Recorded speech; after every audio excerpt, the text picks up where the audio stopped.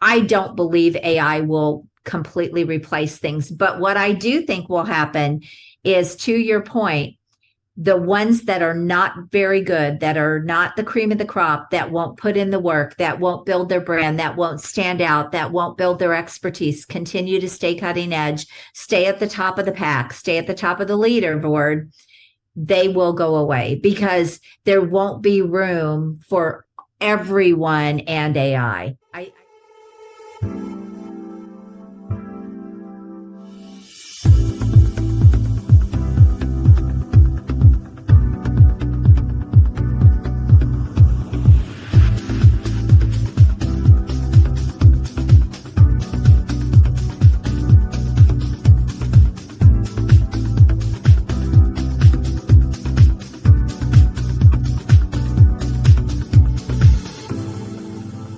I jam pack my Wednesdays. It's one of the days that I literally load.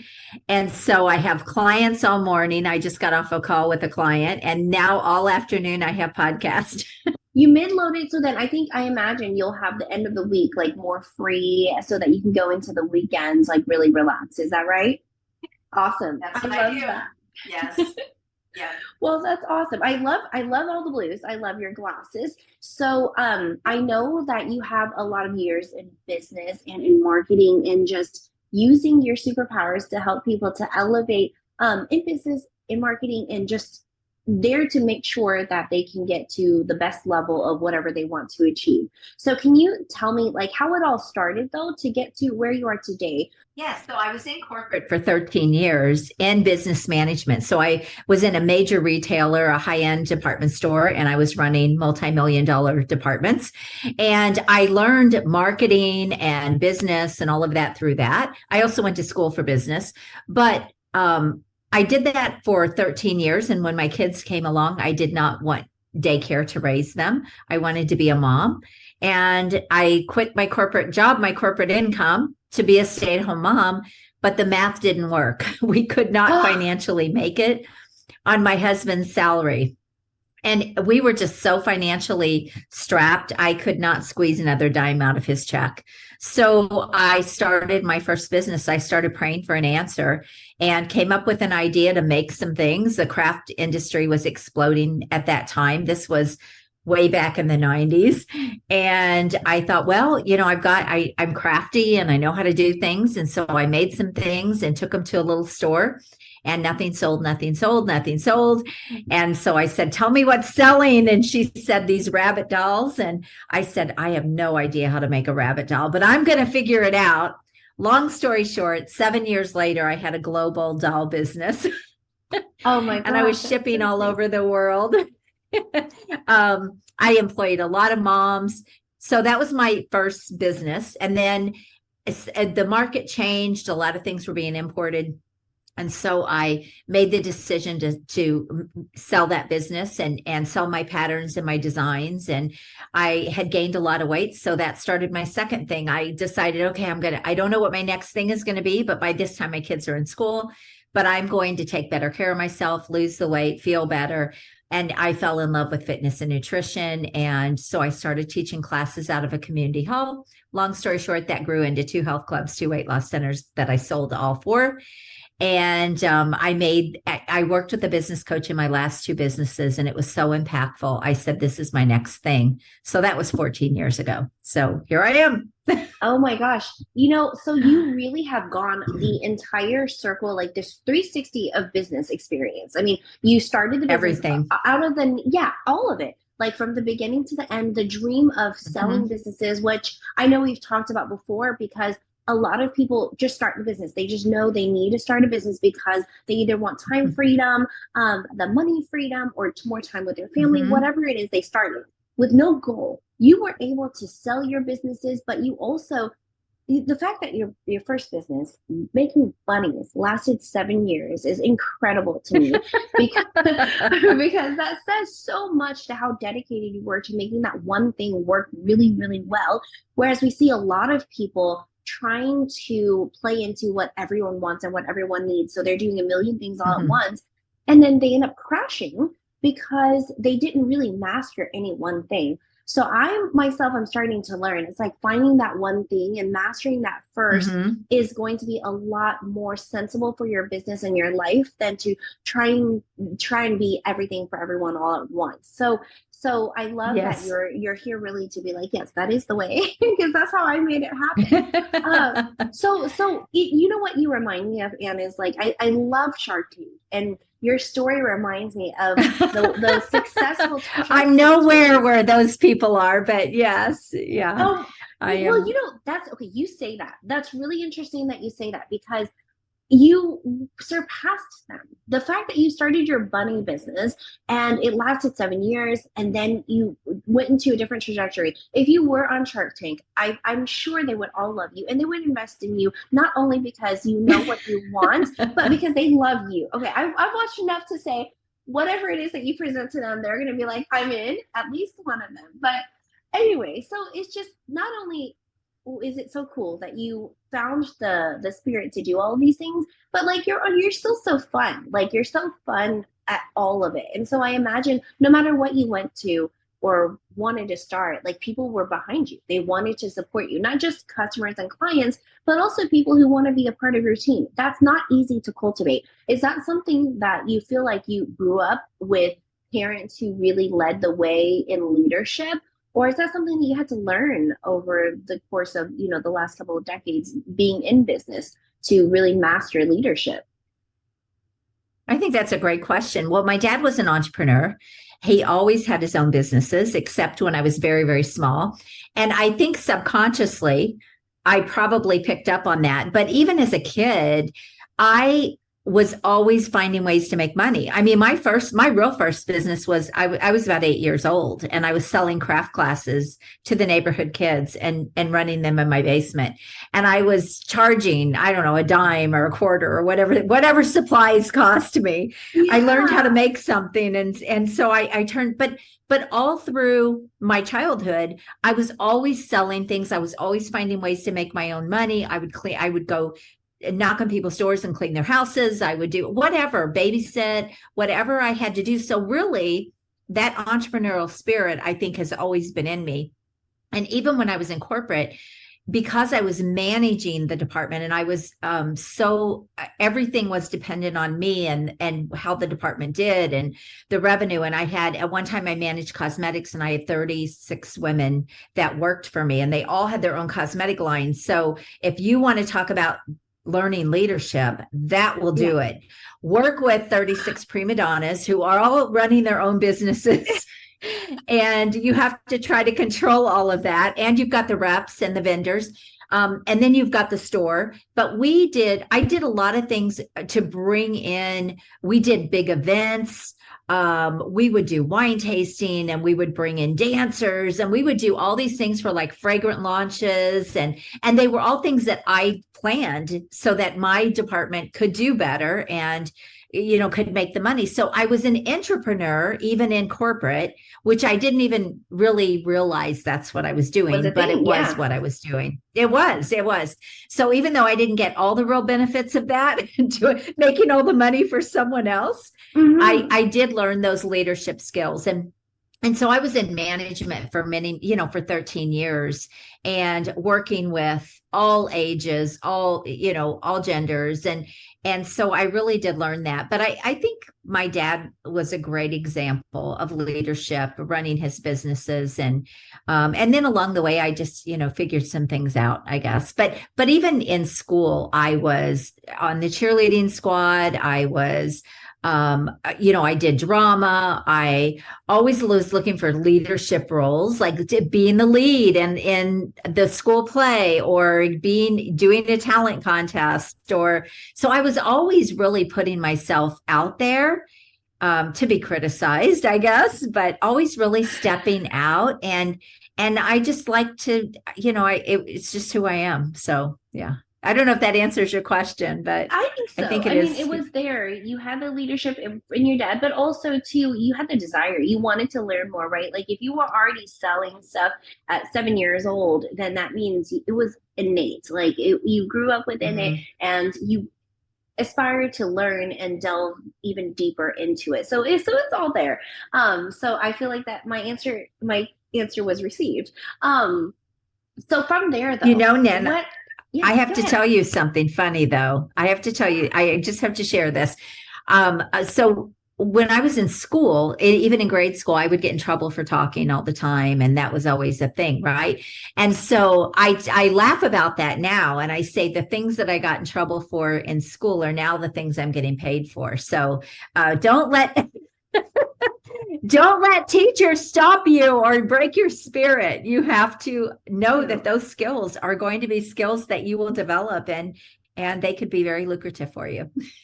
That actually brings up a really good point, because there are a lot of spirit crushers who are just, following the rules. But then we start as creatives. We all start as really creative beings who get smushed down as we get older, because we start having to follow the rules, and the people around us, very few of us have people who nurture the creative side and allow us to utilize that.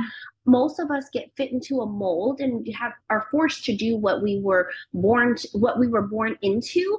So you bring up a really good point, because growing up, same thing for me. I did not like doing homework. I didn't like all of the essays and all of those things. But instead of feeling like I had another choice, I really just felt like I was stupid. Like I was undisciplined, I was inconsistent, and all of these things that still really that I'm still really working through adulthood. And so knowing what I know now and what you said, which fortunately I'm seeing more often in social media and just in life in general. And I sure hope that the teachers are teaching that and embracing that now, is yes, you do have a loud or maybe silly side that's not exactly perfect for structured learning, but that's a side of you that you should embrace and not get smothered, and so that's a really good point. And I'm glad that you brought that up, because had you not been able to embrace that side of you, like, would you even see yourself doing what you're doing today, right? Would you be as colorful and as vibrant and as excited as you are being in a stuffy corporate room or wherever it is? So I love it that you brought that up.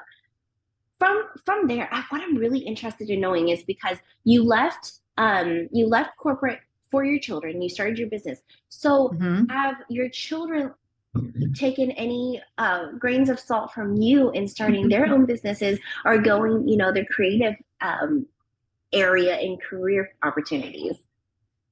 Oh my gosh, it's so funny that you asked that. Actually, no, they are both. They both are employed. I take that back. My son is starting. I think he is now going to maybe start a consulting company. He's in the IT industry, and so there are a lot of layoffs and things going on. He was a CIO, so he was pretty high up. But the interesting thing about this, and it just came to me as we were talking about the creative side of people. My son, I think I always, as a mom, nurtured that within my kids, because we were always doing things like in church. We were making things. We were always doing craft shows. We were always doing things. So my son is extremely creative, and he's literally brilliant. Like some of the things that he created when he was 5 and 6 years old would blow most people's minds. He used to, erector sets. He took foam one time and made a dinosaur head when Jurassic Park came out. And it was spectacular that this 6-year-old kid did this. But you want to hear about creative. This will show what a wacky mom I was. So my son decided that he was always doing funny things. And so remember, have you ever seen like the baseballs that stick on the back of a windshield and it looks like the windshield's cracked? Yes. Okay. Well, my son did that on his bedroom window before that was ever a thing. Like, I think he could have invented that. I'm not kidding. He did that 30 years ago, 30 something years ago. That is hilarious. Yeah. I know some of the things that we see now, he did 30 something years ago. The other thing that he did, though, that was really creative, and this was before we had all the video that you could edit and AI and all the stuff. So he did a thing one time where he glued, I'm not kidding when I say this, he glued to his ceiling stuff to make it look like it was the floor. So like there was a basketball, there were dirty socks, he did a whole domino thing, like that, how you do the set up the dominoes to knock them down. He did a whole domino thing. It was so clever and so creative. I could not say no. I couldn't because I was like, this is so insane, but this is the coolest thing. It was so cool. Oh my God. So he actually had teachers that said, is it true you glued stuff to your bedroom ceiling and made it look like the floor?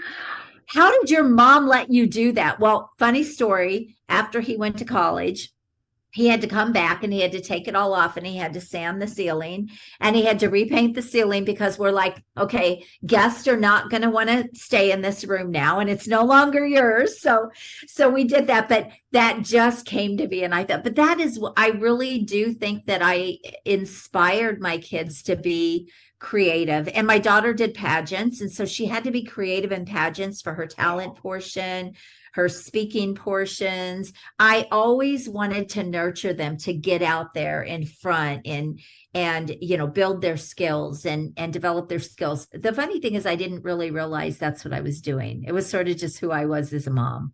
So yeah. No, and well, that actually makes me ask another question because with pageants and with the creativity, but more in pageants, you're trained really specifically to say and do certain things and act a certain way to be able to be graded. But also at the same time, you have to stand out. And I feel like you might run into that a lot whenever you're coaching people because we should know the same strategies and utilize the same tools and things to run an effective and efficient business. But with that, within all of that, we still need to find a way to stand out. How do you tell your clients, and again, I feel like it's an innate thing for you, how do you help them to bring that out in them? How do you help them to find out what stands out, how they can really hone in on what they can really deliver to a client that's different than what everyone else is doing? Because now that the internet and just everything is global, everyone can copy everyone. How do we stand out as individuals when everyone else could potentially do the same thing, or we could all end up looking alike? Yeah. Well, this is such a huge, huge piece of what I do with my method, with my Expert in You method. So I help them build their business around their expertise, their skill set, where they're confident, where they can deliver the most value to get paid the most amount of money. So that's a process that I take my clients through and just really uncover all of their brilliance. And then how can we package, market, sell this, and then scale it? And so that's really the process that I take my clients through.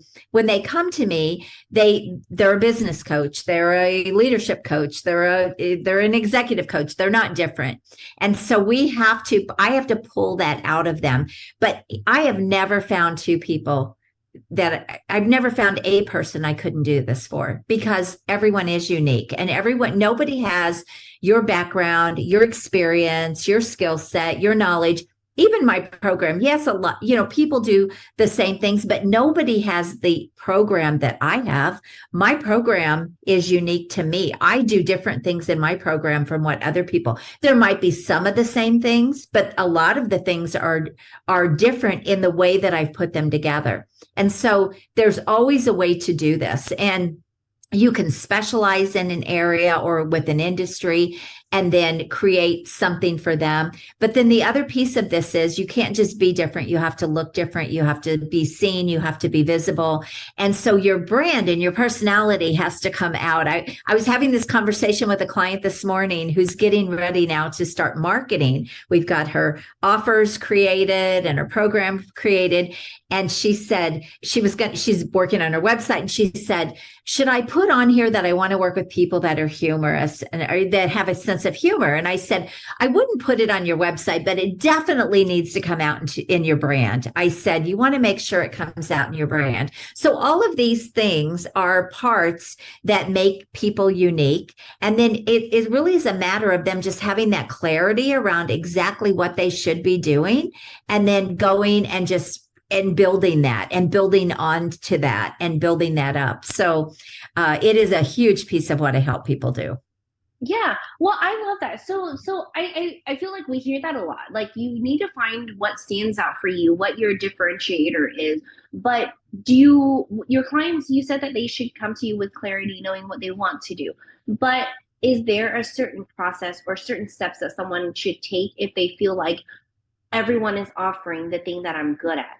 Is there are there maybe like a couple of different things they can do to identify what it is within them that can help them to find the courage to start their business or to scale up or level up their business because they are different, because exactly like you said, we all have different stories, we're all unique. It's a matter of seeing where that is and how to really utilize that and share that message. So are there certain steps that any aspiring entrepreneur or business person can take to identify that within themselves and be able to go to market or to launch?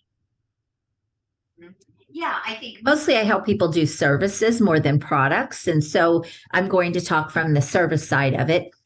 Think about where you have past experience. Think about where you've had big wins. What are some of the things you've really won or you've shined? Those are great places to start. And then look at how can that bring value to the market. A good example of this is I work with a lot of people coming from corporate that now want to go into consulting or want to go into coaching. And so we look at, what did you do in corporate? What was that thing? And then what do you want your business to look like? And start there. And you might want to add people to your team to help with some of the areas you're maybe not strong in. But I always say, if you start with where you are confident that you can deliver and you can figure out how to package, market, and sell that. And by the way, it's not easy to do for yourself. It took me a very long time to figure all this out, which is why I help people with this, because it is difficult. Most people can't see, you can't see everything or you can't read the label when you're in the bottle, right? Inside the bottle. So you can't see everything when you're so close to it. And that is a huge piece of what I do with people, is I really extract that value from them and find out, okay, where is all that brilliance and that expertise? But then how can we build a business around that? But a good place to start is, what are you great at doing? I see a lot of people, especially in the coaching and consulting space, they're like, I think I want to become a life coach, but they've got all this past experience, but now they've got to go learn life coaching. And now they've got to work with clients. And then they still have to learn how to build a business and market and sell. And it's a slow path. But if they come from the tech world and they say, okay, where can these skills be utilized working for myself, doing this for myself, getting my own clients, and how can I deliver this? Then that is number one, they've already got credibility because they've got stories, they've got testimonials, they've got experience. You'll be able to tell that they know what they're doing. And so there's this confidence that comes with that, but they'll be able to jump in and do things really fast and get results faster because they're already working in an area where it's a genius area for them. So that's where I would start. If it's something, and I just want to add to that, a lot of times people say, I'm burned out. Like, let's just say I'm burned out on tech, or somebody might be coming out of corporate from HR. I'm burned out on HR. I said, but going in and working with HR versus being HR are two completely different things. They're not really great same. Point. Yeah. Well, a few things to touch on. First of all, yes, that's huge. Going to consult and not being in the weeds are two completely different things. You can still, if you love HR and you oversee it, versus having to deal with the day to day, that's a huge game changer. If you can still stay in that industry and in that career, but in a different view, from a different viewpoint. And then also, yes. I love that you shared that it is hard to find that clarity for yourself, or that one thing. If you're doing it for yourself, you were honest in saying you had a couple of coaches who helped you with your businesses. And so I think that's a really huge thing too, to identify, is just because you can't do it for yourself doesn't mean you can't help others to do that thing that you say you're good at or that you want to be doing. So so there are a few things within there that to me is like inspiring to hear.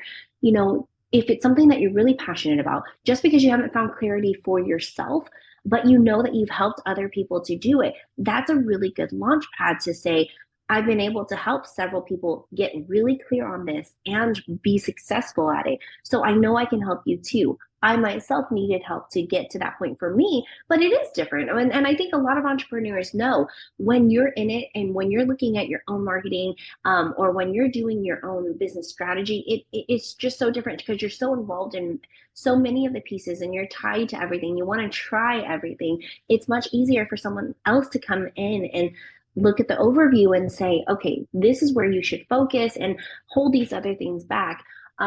But with your work, with other coaches and people who I know have found success, I want to know, because you have so many years of experience, is there a specific type of person who comes to you that you can look at them and you're like, oh, she's going to do great, or oh, this is fantastic.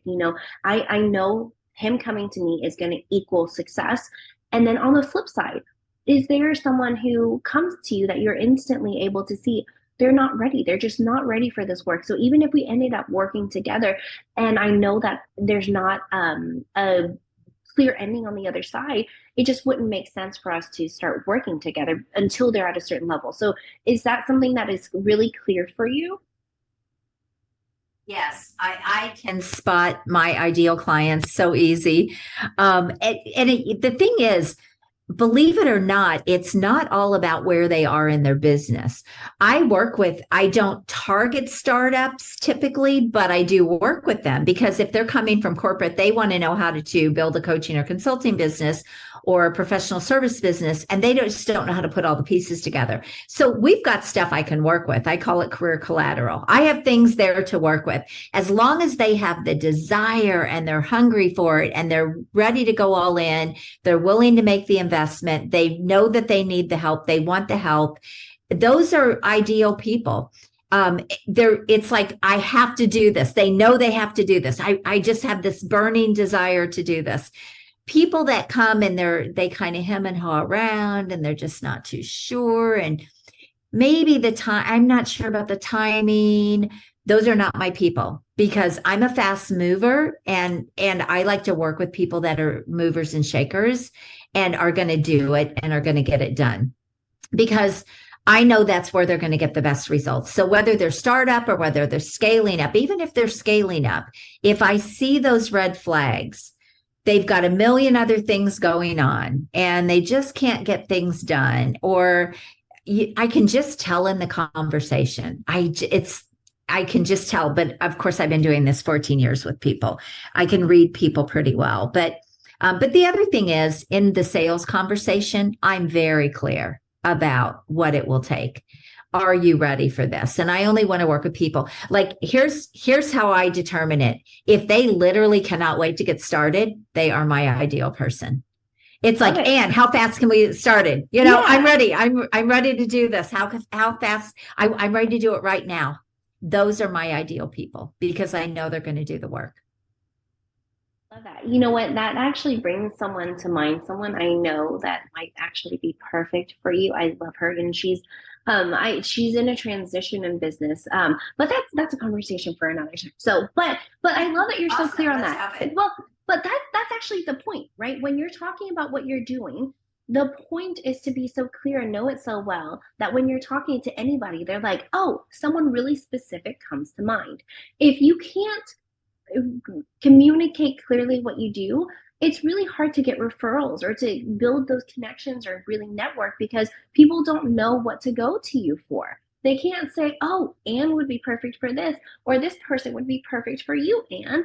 And that's the whole goal. And after 14 years, of course, you have it all together and you know what that looks like. In this business, there are a lot of people who come in and they struggle because they've tried and they don't see results. So they end up going back to corporate or they going back to finding a job. How have you seen a shift in that? Is that happening more as people are getting really weary of so many coaches popping up? And how, where do you see the industry going? Do you see that there is going to be a lot more coaches popping up, but that are more reliable, and then the unreliable ones falling out? Or is it something that's going to shift into, more possibly AI related? I mean, where do you see the future of coaching going? I love this question because with AI being such a disruptor, I know this is on everyone's mind, but I have to tell you, there is not, okay, you and I are having this conversation. If I was a robot, would it feel the same? I just want you to know. I mean, okay. And the other thing is you've got accountability. People still want human connection. Yes, AI can answer some questions, but a lot of times it's high level. It's not deep in the weeds. It's a long way from being as good as a human is. But even if it was to that level, people still want human connection, and they still want that. You still can get insights from picking people's brains and from learning from other people and experiences.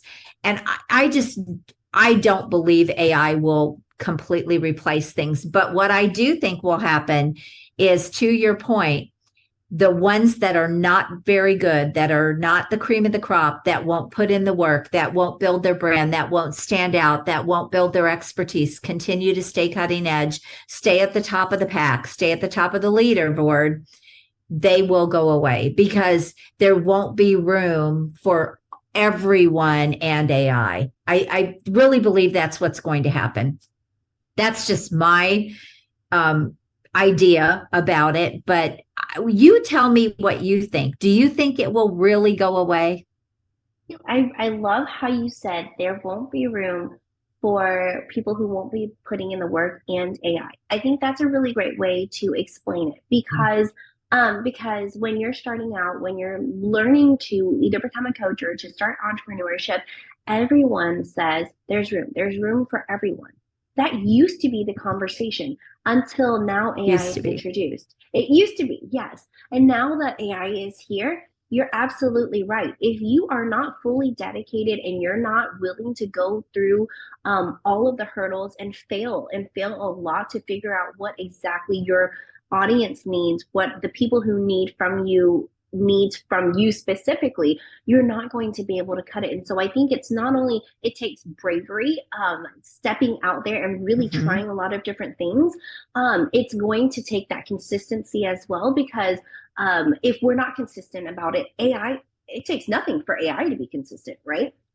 And then Right. really deeply connecting and understanding what the needs are, because AI can take the information but the thing with AI is you have to feed it that information.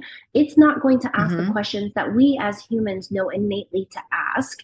Not yet, anyway. And I'm sure it'll get there one day.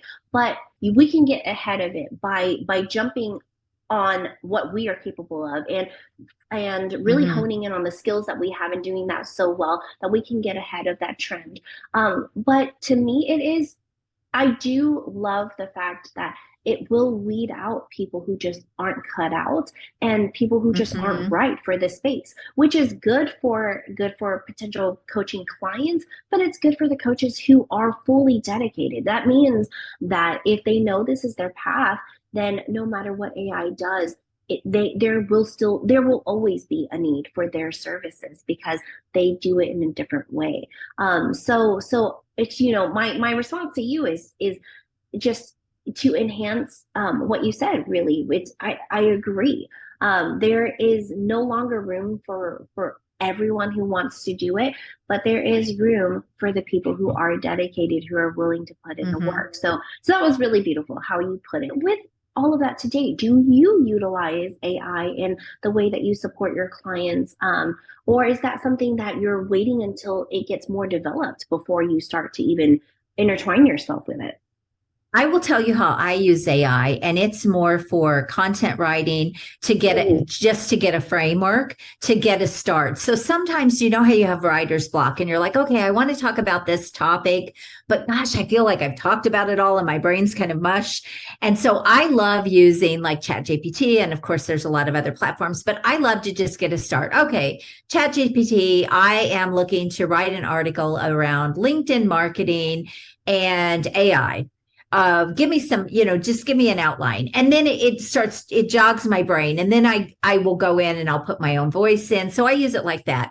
I also love to use it when we're trying to come up with like catchy topics or titles. So if we're coming up with like a pitch statement or a catchy title for a book that my client wants to write, I'll say, give me 10 titles around this topic, blah, blah, blah. And then we'll mix and match. And so we never just go in and copy what ChatGPT spits out. And this is where you still have to have insight. You still have to have some, you know, some knowledge and some experience. Mm-hmm. And that's where it's going to work the best. But yes, I use ChatGPT all the time with my clients, and we'll get on there and it's like, you know, after you do 3 or 4 client calls in a row and you're on 4 or 5 podcasts, your brain's kind of mush. And it's like, let me just see what ChatGPT can like jog my brain for. And that's how I like to use it. So, but it's really helpful. It's a helpful tool like that. Oh, I have to agree with you. Entirely agree with the fact that sometimes it is seeing a blank canvas is, to me, overwhelming sometimes. It's like I have nothing to start with. And I love the beauty of AI being something that will help us to enhance what we're doing and not replace anything that we're doing. It can be a partner in all of our work to help to, like you said, rejuvenate our senses and our creativity, but never to be the exact thing that we send out. Right? It'll never replace me. It'll never replace you, but it can help to jog our memory, to bring up things that we forgot about, because we can't access 100% of our brain. Like that's not feasible right now for any of us. So AI helps to bring out the things that we might have put to sleep for a little bit. So that's how I utilize it too. And it's a really wonderful and powerful resource. And as it gets better, I can only see it further enhance our work and better help us in the things that we do. But it's like you said, the deep knowledge that you have, they don't have access to. The experience that you have with every single client that you have, AI does not have access, and not yet anyway, have access to. And so that goes a long way. And the further that we can get ahead of, again, honing in our craft and really going back to what really makes us human, our emotions, our feelings, our experiences, and tying that to the content that we share and the way that we get visible is going to really help us to stand out as AI gets further and further introduced into business and in life and everything. So where do you see your business from here? And it's been 14 years. Do you see an exit or a transition anywhere, or is it still just so bright within you that you see another several years or even like another decade in coaching? It's so, I will probably never, ever retire because I don't think that's in my DNA, but it's really interesting because one of the things that I'm doing this year is really ramping up my Expert in You brand. So I'm launching a magazine, a very high-end magazine. So now I'm going to have that media along with my podcast, along with my book, along with my programs. So ramping up my Expert in You brand. And the magazine, I started it because I want to give my clients, because I'm helping them build their influence and their authority and be seen as the expert. Media is a huge piece of that. Well, instead of me going out and finding media, now I get to provide a media platform for my clients and feature them in my magazine. And they can advertise if they want to, but it's really to feature them. And so that was one of my main reasons for starting that. So that is all going on now. I'm getting ready to really build that out. My first magazine will be out actually in May, before the end of May. It's our spring edition.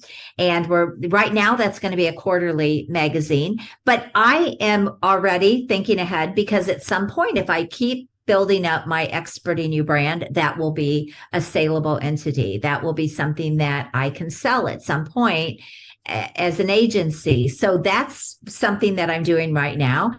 The other thing that I have stayed away from is in my coaching and consulting is I've stayed away from like courses and rinse and repeat kind of programs, because I work at a higher level with my clients. And now already starting to think, okay, as I want to I don't want to wind down, but I want to shift a little bit. And now those things are becoming more enticing to me, maybe, whereas before I had no interest. It's like, I don't want a course. But now over the years, my business has evolved. There's so many things that I do with my clients, like LinkedIn, for example, helping them get really high-end clients from LinkedIn. I could do a whole program just around LinkedIn. I could do a whole program just around how to get high-end clients through podcast.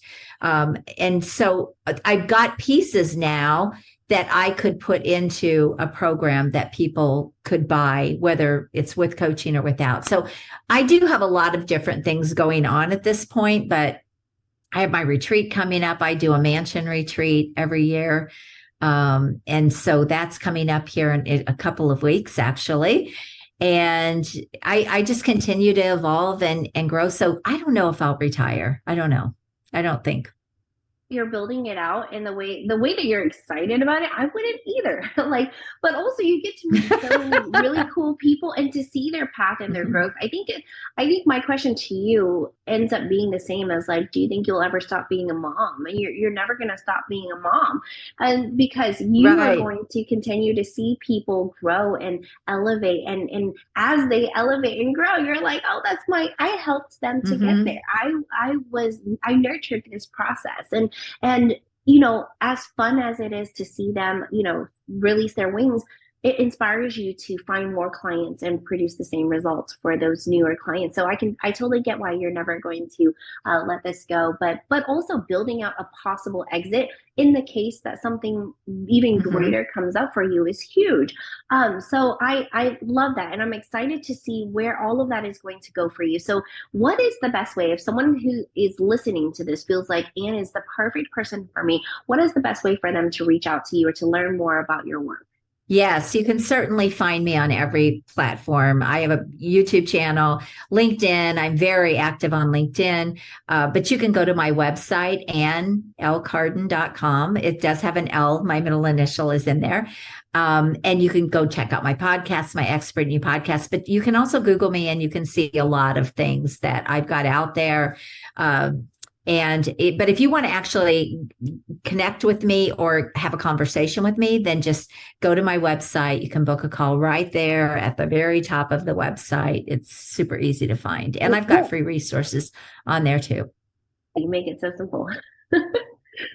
So thank you. That's the goal. Yeah, exactly. So yeah, less resistance is where people are going to go.